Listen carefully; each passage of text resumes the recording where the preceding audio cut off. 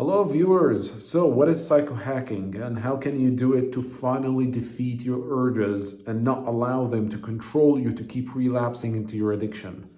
Well, psychohacking is basically you looking at the urge for what it is, not who you are. Let me explain. So when you feel the urge, you need to understand psychologically and physiologically and biologically what it means. And when you just understand that, when you understand the genesis of this urge, the urge will drop. Because here's the thing, when you feel the urge, you are inside the urge. But once you objectively view the urge for what it is, psychologically, physiologically, and biologically, you're looking at the urge now. You're not inside of it. You're looking at it. And guess what? When you're looking at something, you're outside of it. And when you're outside of something, it has no control over you. So if you want to make the urge not control you and control your actions, you need to look at it from the outside. This is psychohacking, okay?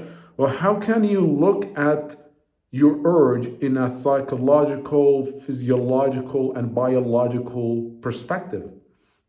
Well, let me explain to you how. It's not going to be complicated. And as you can see from the length of the video, it's a very short one.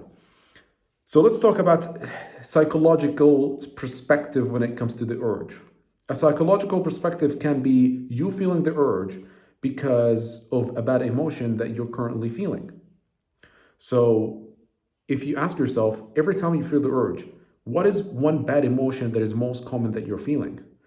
99.9% of the time is going to be stress. Because I know that's for a fact that it's going to be stress because I've worked with over 100 people with their addictions, with breaking their addictions. Now, this is a psychological perspective because now you're asking yourself, well, the urge is not coming in because I'm craving the addiction. I'm craving the addiction because it's working as a relief for the bad feeling or the bad emotion that I'm feeling right now. So the question is not why the urge or why the addiction, but why the pain, the mental pain, the stress that you have.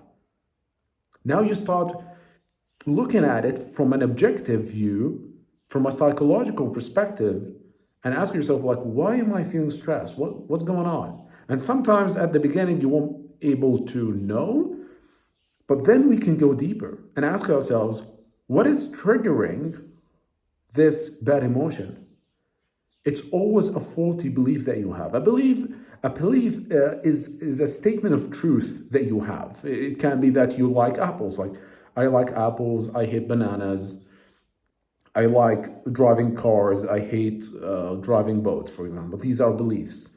You probably have a faulty belief that was triggered by an event or a component of reality that when you receive that component of reality, it triggered that faulty belief. And with that faulty belief got triggered, it created this bad emotion. And now you want to relieve it. So your brain has been programmed and trained that if I feel this bad emotion, I need to relieve it. And if I want to relieve it, I go relapse into my addiction.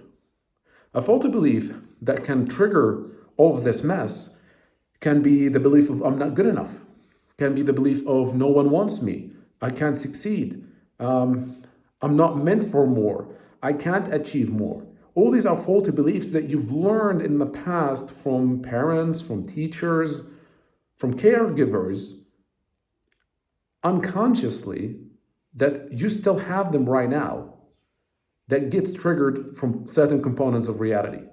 And when I say component, I mean you doing something and it fails, triggers a belief. You tell your parents something and they, instead of they congratulating you, they tell you should have done better. It triggers this belief.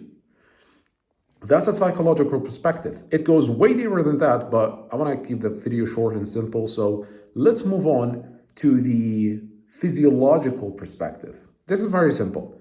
When it comes to physiology or neurology, even better, it's a neurology perspective, which is you looking at the neural pathways in your brain that gets activated to activate the whole loop that I explained to you from the psychological perspective. So you in your brain, you have neural connections, okay? You have like roads or tunnels. Let's call them tunnels. You have tunnels in your brain and electricity goes through those tunnels. When you do an action, any action, when you close your eyes, this is basically like electricity going through certain tunnels to allow you to do this action. So when you feel a bad emotion, when you receive a component of reality, just when you do that, certain amount of electricity goes through a certain tunnel to get you to feel the bad emotion.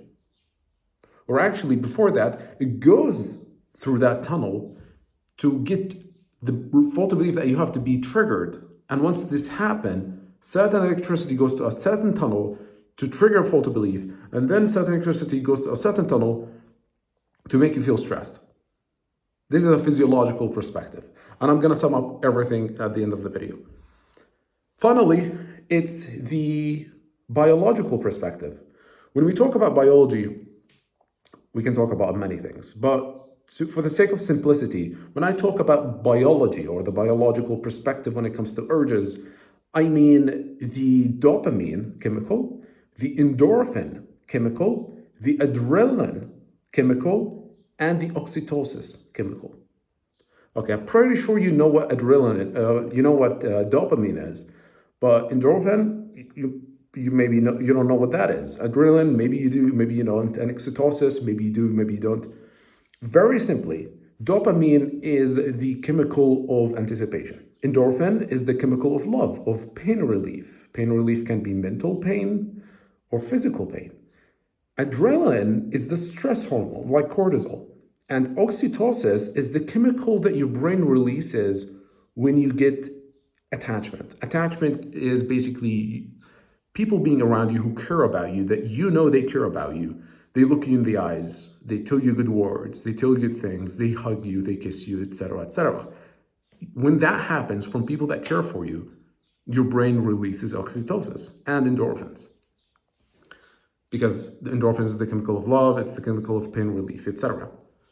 So let's sum up everything so that next time you feel the urge, maybe you're feeling it even right now, I don't know.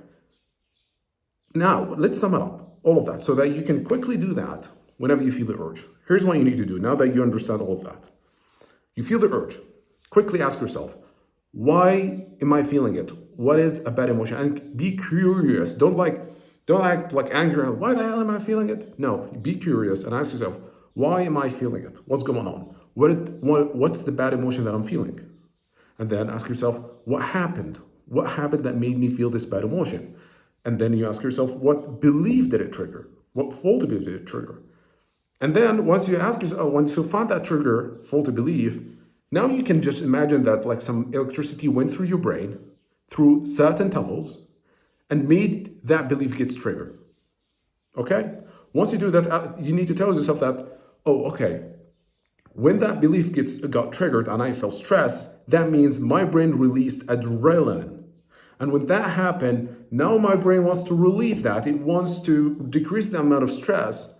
So it released the chemical of dopamine to make me anticipate the urge, to make me feel the urge, which is dopamine, the feeling of anticipation, the chemical of anticipation.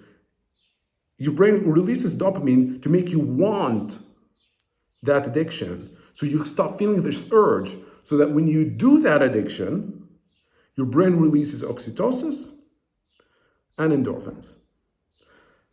I know it can get complicated, but I want you to write that down. Like you can go back 10, 15, 20 seconds of this video, and I want you to write down my process of that. I need to memorize it, understand it, and memorize it. No, don't just memorize it, actually understand it. And every time you feel the urge, just tell yourself that. And when you tell yourself that, you're looking at the urge now. You're looking at it. And when you look at something, you're not inside of it anymore. And if you're not inside of it, it has no control over you. So that's a very, very strong hack that I teach my clients in my community to break their addictions. So if you're a business owner who have any bad habits or addictions that you want to break for good, then you can join my free community on school. You can check out the link in the description. I would love to see you there. Thank you so much.